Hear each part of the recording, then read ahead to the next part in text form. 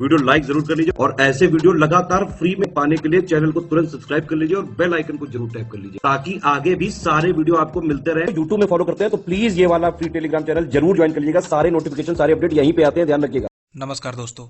तो अभी रिसेंटली नेपाल का एक टाइगर रिजर्व है और इंडिया का एक टाइगर रिजर्व है। इन दोनों टाइगर रिजर्व्स को अपनी पॉपुलेशन, टाइगर की पॉपुलेशन डबल करने के लिए एक अवार्ड दिया गया है जिसका नाम है TX2 अवार्ड।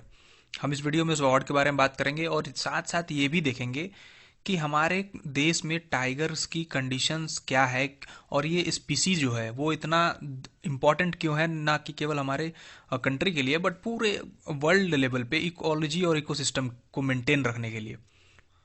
इस वीडियो में हम उनके हैबिटेशंस की बात करेंगे। इस वीडियो में हम ये भी बात करेंगे कि उनको किस तरीके का प्रोटेक्शन प्रोवाइड कराया गया है, इंडिया में ही नहीं ग्लोबल लेवल पे भी, और उनको बचाने के लिए हम आगे क्या क्या कर सकते हैं।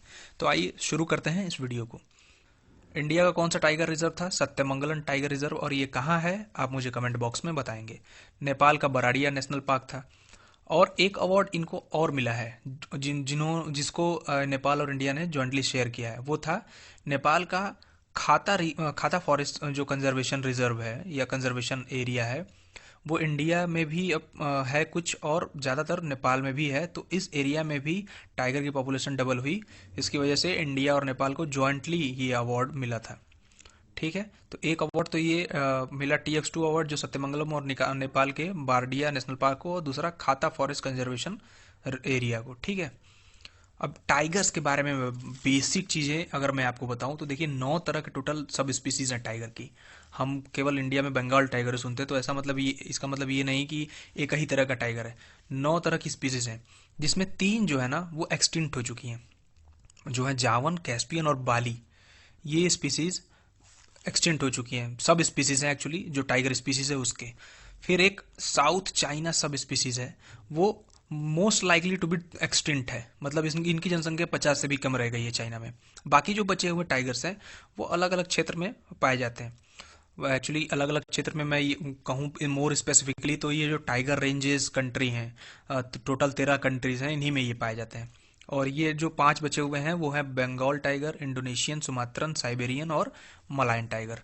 अब इसमें भी इनको IUCN की इंडेंजर्ड कैटेगरी में रखा गया है, लगभग सारों को, 5 को।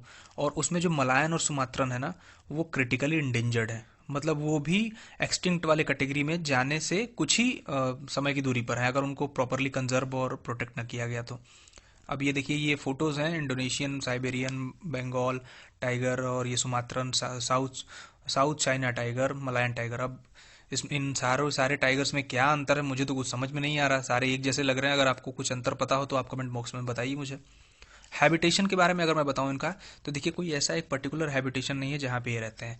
ये from Siberia of Russia, Russian region का जो साइबेरिया है वहाँ से लेके ये ग्रासलैंड तक, फिर ट्रॉपिकल एरिया, मैंग्रोव में जो स्वाम्स वगैरह होते हैं वहाँ तक इनका हैबिटेशन होता है। मतलब ये बहुत ही wide area of land cover करते हैं अपने हैबिटेशन के लिए। ये देखिए, ये जो मैं 13 टाइगर रेंजेस कंट्री की बात कर रहा था, यहीं पे टाइगर पॉपुलेशन अभी के समय में कंसंट्रेटेड है। अब इन एरियाज में हैबिटेशन होने के बावजूद देखिए, ये है पूरा वर्ल्ड, लगभग लगभग आधा वर्ल्ड का मैप है ये कवर किया हुआ, लेकिन टाइगर केवल इसी रेंज में ही पाए जाते हैं। अब इन हैबिटेशंस में भी इनको किन तरीके की प्रॉब्लम्स का सामना करना पड़ता है, इसके बारे में अगर मैं बताऊं, सबसे बड़ा प्रॉब्लम अगर मैं बताऊं तो ये है पोचिंग और वाइल्ड लाइफ क्राइम। इनको मारा जाता है, किल किया जाता है, स्पेशली चाइना वाले रीजन में इनके स्किन को लिया जाता है, इनके दांतों को निकाल लिया जाता है, उसके ऑर्नामेंट्स वगैरह बनाए जाते हैं, कुछ रिचुअल्स वगैरह में यूज़ होता है चाइना में। तो इनकी पोचिंग बहुत ही वाइड स्केल पे होती है। हैबिटेशन लॉस इनका लगातार होते जा रहा है कनेक्टिविटी वगैरह को बढ़ाने के लिए, ह्यूमन कनेक्टिविटी को बढ़ाने के लिए। इनकी कनेक्टिविटी ऑलरेडी लॉस हो रही है, इनके जो कॉरिडोर्स हैं टाइगर कॉरिडोर्स वगैरह, वो तो उस पर तो गवर्नमेंट ध्यान ही नहीं देती। और इसी वजह से, और ह्यूमन सेटलमेंट को बढ़ाने के लिए इनका हैबिटेशन लॉस भी हो रहा है। फिर मैन एनिमल कन्फ्लिक्ट भी एक बहुत बड़ा रीज़न है। अगर हैबिटेशन में एक्सट्रूजन करेंगे आप, ट्रेसपासिंग करेंगे किसी के, तो ऑब्वियसली कन्फ्लिक्ट होगा ही। और जब फॉरेस्ट डिफॉरेस्टेशन होता है तो जब मैन उनके एरिया में जाते हैं तो ये सारे निकल के फिर उनके ऊपर हमला करते हैं, और यही मैन एनिमल कन्फ्लिक्ट भी होता है। फिर उनके रिजर्व्स पर भी प्रेशर है, वही ह्यूमन पॉपुलेशन इंक्रीज होने की वजह से। कॉरिडोर के बारे में मैंने बताया ही, एक तो बन नहीं रहे हैं, दूसरा डिप्लीट हो रहे हैं, जो उनके एक रिजर्व से दूसरे रिजर्व में जाने के लिए जो रास्ते थे उसको भी खत्म किया जा रहा है। कंजर्वेशन एफर्ट्स क्या है, देखिए साइट्स एक संस्था है, 1970 के दशक में बनी थी ये। साइट्स एक ऐसा इंटरनेशनल ऑर्गेनाइजेशन है जो कि वर्ल्ड लेवल पे जो फ्लोरा फॉरना जो इंडेंजर्ड होते हैं उनके ट्रेड पे, कॉमर्शियल ट्रेड पे बैन लगाता है। तो इसने टाइगर्स को अपेंडिक्स 1 में रखा हुआ है, यानी highest degree of protection provide करा हुआ है, मतलब कि वो ट्रेड नहीं किया जा सकता वर्ल्ड लेवल पे टाइगर्स का। फिर एक पिट्सबर्ग समिट हुई थी रशिया में 2010 में, जिसमें ये प्लेस लिया गया था, एक प्रोग्राम बेसिकली लॉन्च किया गया था जिसका नाम था ग्लोबल टाइगर रिकवरी प्रोग्राम। ये जो 13 ranges country, tiger ranges country के बारे में बता रहा था ना, इन्हीं के द्वारा ये प्लेस लिया गया था। इसमें ये बात बोली गई थी कि हम 2022 तक अपने टाइगर पॉपुलेशन को डबल कर देंगे। फिर इंडिया में कैसे कंजर्वेशन एफर्ट्स चल रहे हैं, तो देखिए एक वाइल्ड लाइफ प्रोटेक्शन एक्ट है, सभी जान रहे होंगे इसके बारे में, 1972 में आया था। तो इसके थ्रू इसको शेड्यूल 1 में रखा गया है टाइगर्स को, जो कि again highest degree of protection provide कराता है। वर्ल्ड का 70% जो टाइगर पॉपुलेशन है वो इंडिया में है, और इंडिया में 53 टाइगर रिजर्व्स हैं।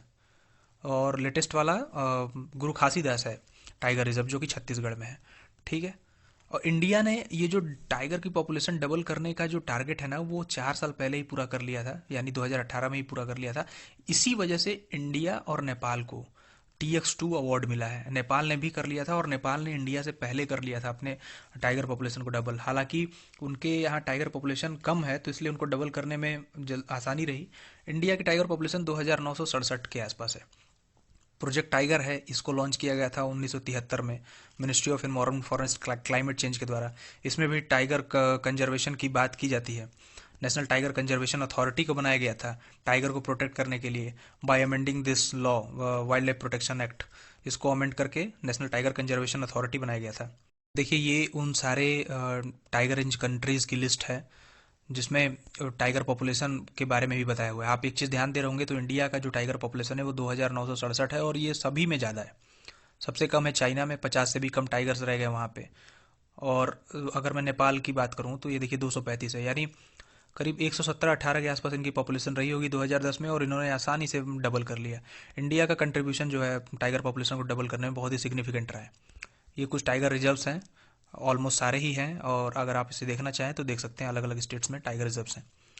तो ये था पूरा जो भी मैं डाटा प्रोवाइड करा सकता था स्टेटस ऑफ टाइगर, उनके हैबिटेशन, उनके जो प्रोटेक्शन के लिए मेजर्स लिए गए हैं वर्ल्ड लेवल पर, इंडियन लेवल पर, और उनकी कंडीशन क्या है अभी, किस तरीके के थ्रेट हैं उनको, और किस तरीके से उनको उनके जो हैबिटेशन है उनको प्रोटेक्ट किया जा सकता है, उनकी पॉपुलेशन को कैसे बढ़ाई जा सकती है। आप ये वीडियो देख रहे थे स्टडी फॉर सिविल सर्विसेज पर। मेरा नाम है Nitesh Singh. I am signing off. Thank you.